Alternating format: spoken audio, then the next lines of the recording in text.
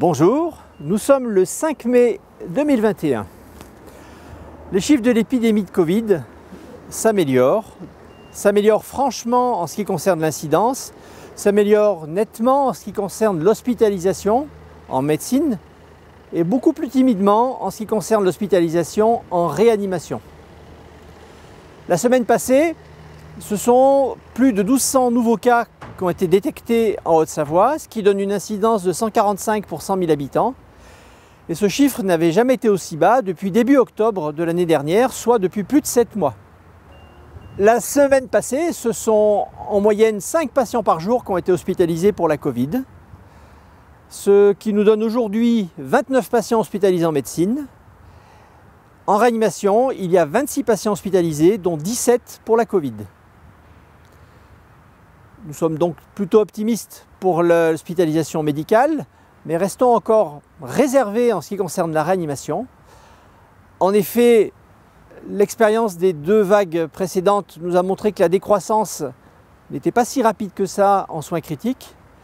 D'autre part, les lits peuvent être occupés par une activité non Covid, par exemple chez nous liée à la traumatologie, ce qui, vu l'environnement et le terrain de jeu offert en extérieur, n'est pas chose rare. Le mauvais temps qui sévit en ce début de mois de mai nous est plutôt favorable, car peu de personnes osent s'aventurer en montagne. Aussi, je vous encourage à profiter du soleil dès qu'il sera revenu, mais en gardant la tête froide pour ne pas s'exposer à des difficultés qui pourraient être délétères. La vaccination continue et cherche à s'accélérer.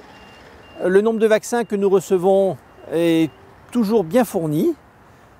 C'est vraiment l'action sur laquelle nous devons tous mettre l'accent afin de pouvoir avoir une baisse durable, peut-être pour de nombreux mois, j'espère pour de nombreuses années, de cette épidémie de Covid. J'aimerais aujourd'hui vous rappeler qu'il faut ne pas hésiter à prendre une petite goutte d'alcool régulièrement, surtout quand vous entrez dans un lieu public ou que vous en sortez. Alors j'en ai amené une parce qu'en fait je parlais d'alcool sur les mains, même si une autre façon de le prendre n'est pas forcément désagréable.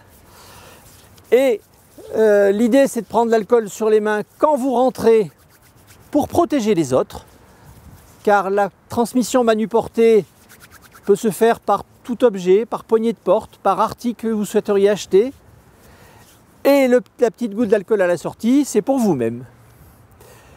Avant de vous quitter, un petit bonjour particulier à Nadia, qui est de l'autre côté de la caméra, et au service d'urologie du Change, que je salue. À la semaine prochaine.